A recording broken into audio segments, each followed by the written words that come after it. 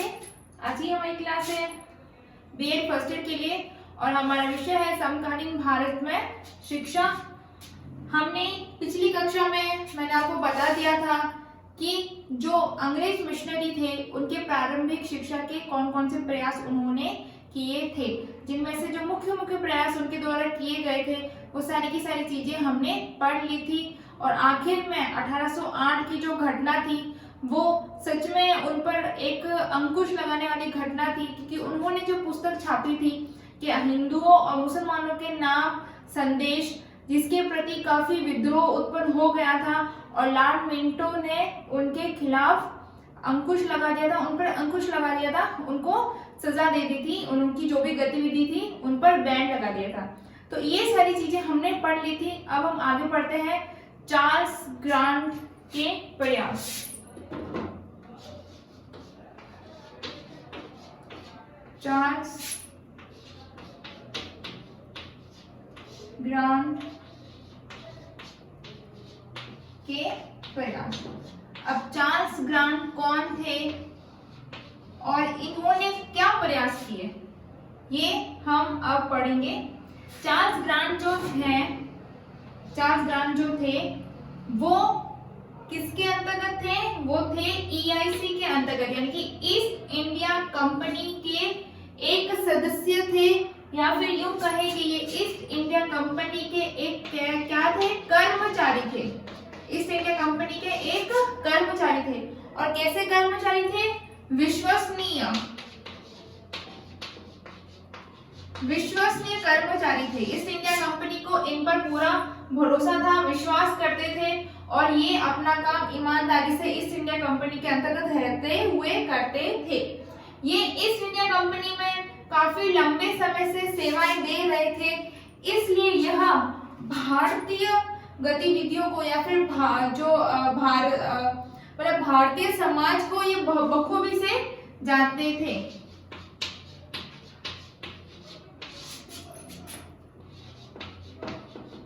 भारतीय समाज को ये भली भांति जानते थे, क्योंकि ये काफी लंबे समय से ईस्ट इंडिया कंपनी में कार्यरत थे और भारत की सभी गतिविधियों को बहुत ही बारीकी से देखते थे। इन्होंने एक पुस्तक लिखी थी। चार्ल्स ग्रांट ने एक पुस्तक लिखी और उस पुस्तक का नाम था, इन्होंने एक पुस्तक लिखी और उस पुस्तक का नाम था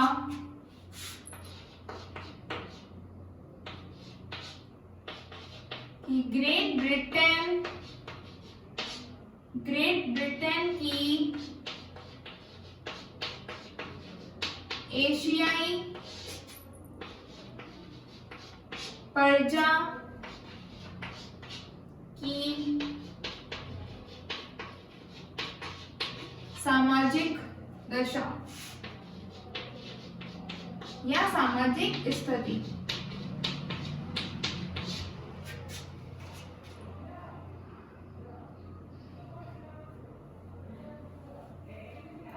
सामाजिक दशा या स्थिति पर विचार।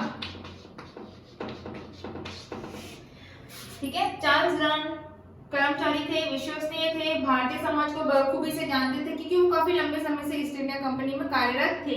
उन्होंने एक पुस्तक लिखी थी, उस पुस्तक का नाम था कि ग्रेट ब्रिटेन की एशियाई प्रजा की सामाजिक दशा पर विचार। यानी कि ग्रेट ब्रिटेन की जो एशियाई प्रजा है, एशियाई प्रजा यानी कि जो एशिया के अंतर्गत जो भी देश है, ग्रेट ब्रिटेन ने जिन जिन देशों को गुलाम बना के रखा था वो मतलब ब्रिटेन की प्रजा है। जो भी ब्रिटेन की गुलाम है वो सब ब्रिटेन की प्रजा है। तो जो एशियाई प्रजा है जिसमें भारत भी आ गया, ठीक है, जो आसपास के भारत के जो देश थे वो भी आ गए, एशिया के अंतर्गत जो भी देश आते हैं, ठीक है। तो उनकी सामाजिक दशा पर एक विचार, यानी कि उनकी सामाजिक स्थिति कैसी है, उनमें क्या बुराइयां है, विद्यमान है, उनमें सुधार की कहाँ पे गुंजाइश है, कैसे उनमें सुधार किया जा सकता है, ये सारी की सारी चीजें उसने अपनी किताब में लिखी थी चार्ल्स ग्रांट ने। सीधी सी बात है, अच्छा तो कुछ लिखा नहीं होगा, लेकिन क्या लिखा था फिर भी हम देख लेते हैं।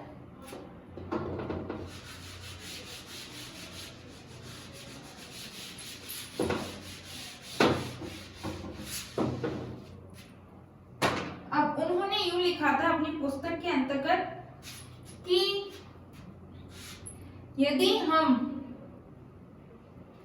कि जो भारतीय थे ना, सॉरी, जो भारतीय थे वो बहुत ही अनैतिक व्यवहार करते थे, मतलब फालतू का व्यवहार करते थे। भारतीय थे वो बहुत ही अनैतिक व्यवहार करते थे, अनैतिक व्यवहार था उनका, ठीक है। यदि हम यूरोप में भी चले जाएंगे तो यूरोप में जो यूरोपियन है, यदि हम यूरोप में भी चले जाएं तो यूरोप के जो निवासी है वो यूरोपियन कहलाते हैं। तो यूरोपियन है, यूरोपियन में भी हम सत्य देख सकते हैं, यानी कि यूरोपियन भी हमें सच्चे मिलेंगे, यूरोपियन भी हमें ईमानदार मिलेंगे, ठीक है। यूरोपियन भी हमें नैतिक कार्य करने वाले मिलेंगे।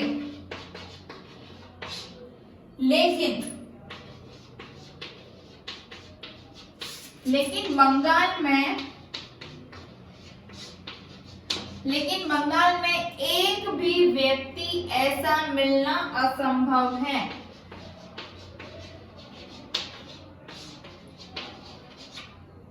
देखा उन्होंने अपने पुस्तक में क्या लिखा, उन्होंने पुस्तक में सीधी सी बात है भारतीयों की बुराई ही की है। उन्होंने ये लिखा है कि भारतीय इतने मतलब अनैतिक व्यवहार करते हैं, मतलब फालतू का मतलब सारी की सारी चीजें करते हैं। हम अगर यूरोप में भी चले जाएंगे ना तो यूरोप के जो लोग हैं, जो यूरोपियन जो है वो हमें सच्चे मिलेंगे, ईमानदार मिलेंगे, अच्छा आचरण करने वाले मिलेंगे। लेकिन बंगाल में एक भी व्यक्ति ऐसा नहीं मिलेगा, क्योंकि संभव ही नहीं है। बंगाल यानी कि भारत, सीधी सी बात है भारत के अंतर्गत ही बंगाल आता है, तो यानी कि बंगाल में एक भी व्यक्ति ऐसा नहीं मिलेगा, संभव ही नहीं है। और इतना ही नहीं, उन्होंने आगे भी लिखा,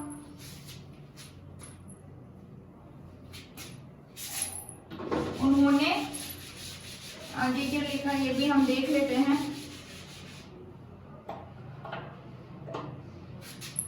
उन्होंने आगे लिखा कि यदि भारतीयों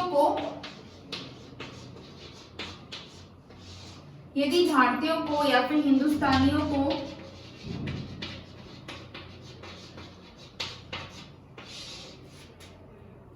सत्ता सौंप दी जाए या फिर शक्ति दे दी जाए,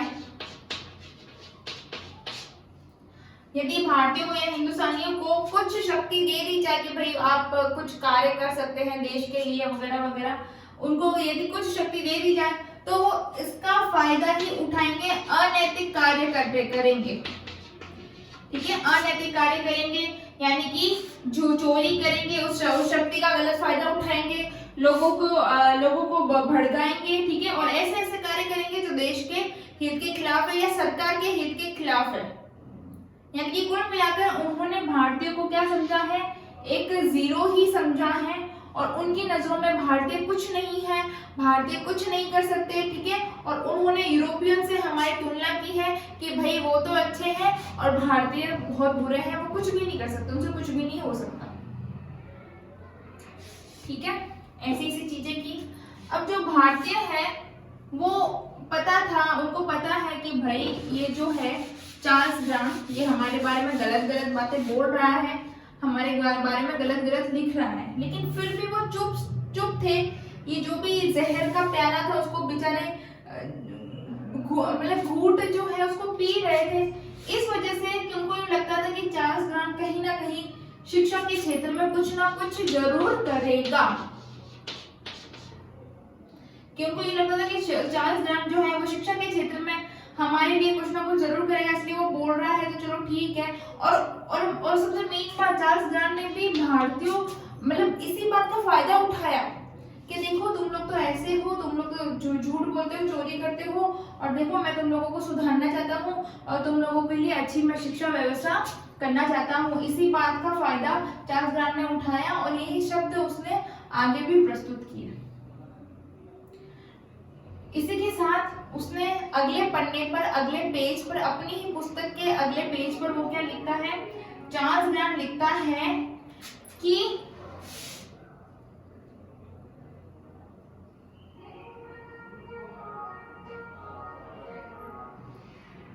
अज्ञानता का विनाश करने का सिर्फ एक ही कारण है,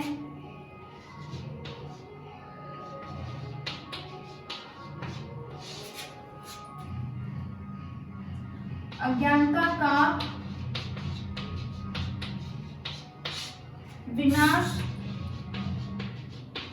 विनाश करने का एक ही उपाय है या एक ही साधन है या एक ही कारण है, वो क्या है? ज्ञान का प्रसार करना।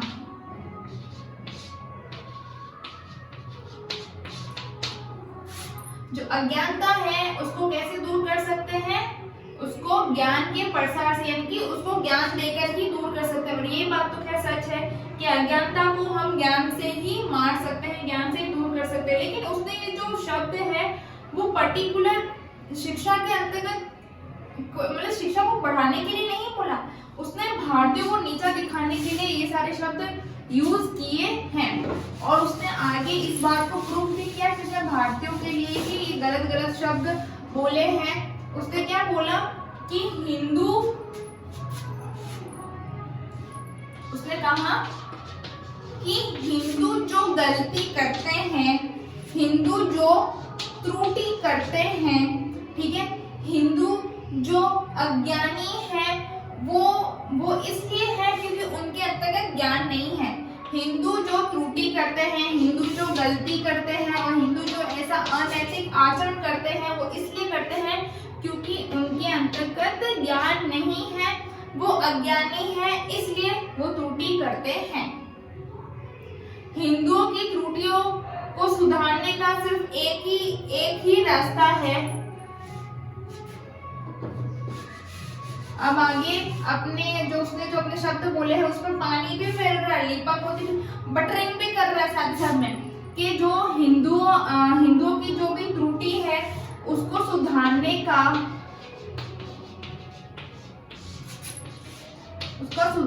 का उपाय है कि वो उनको शिक्षा दे।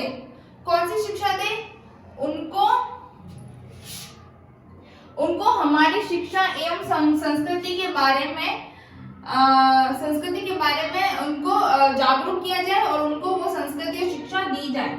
हिंदुओं को सुधारने का एक ही तरीका है या एक ही रास्ता है कि उनको हमारी यानी कि पाश्चात्य अंग्रेजों की ईस्ट इंडिया कंपनी की कह लो, इंग्लैंड की कह लो, ग्रेट ब्रिटेन की कह लो, कि उनको हमारी शिक्षा और संस्कृति प्रदान की जाए या संस्कृति के बारे में जागरूक किया जाए या संस्कृति का ज्ञान दिया जाए। चार्ल्स जो ग्रांट था, ठीक है, वो हम देख सकते हैं कि उसने कोई अच्छा नहीं लिखा है, लेकिन ठीक है, शिक्षा में कुछ ना कुछ वो प्रयास कर रहा है और इसको भारतीय आधुनिक शिक्षा का जनक भी कहा जाता है। किसको? चार्ल्स ग्रांट को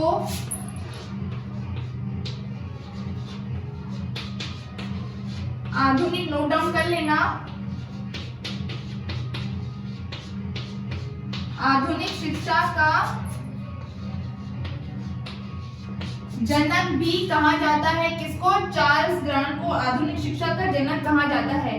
जो मैंने आपको बताया था कि वो घटना हुई थी, जो अंग्रेज मिशनरियों ने एक पुस्तक छापी थी कि भाई हिंदू और मुसलमानों के नाम एक संदेश, ठीक है, जो और उनकी इस गतिविधियों पर अंकुश लगाया था लॉर्ड मिंटो ने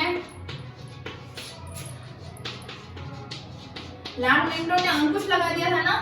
तो जो लॉर्ड मिंटो ने अंकुश लगाया था, तो लॉर्ड मिंटो के खिलाफ वो जो मिशनरी थे जिन पर अंकुश लगाया था, वो क्या कर रहे थे? वो विरोध कर रहे थे इसका, लॉर्ड मिंटो का।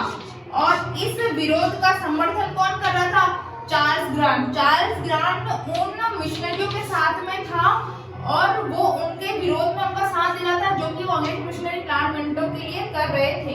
तो आप देख सकते हैं कि जो चार्ल्स ग्रांट है वो उसके माइंड में क्या चीजें चल रही थी, वो किस हद तक क्या चीजें चाहता था, क्या चीजें करना चाहता था।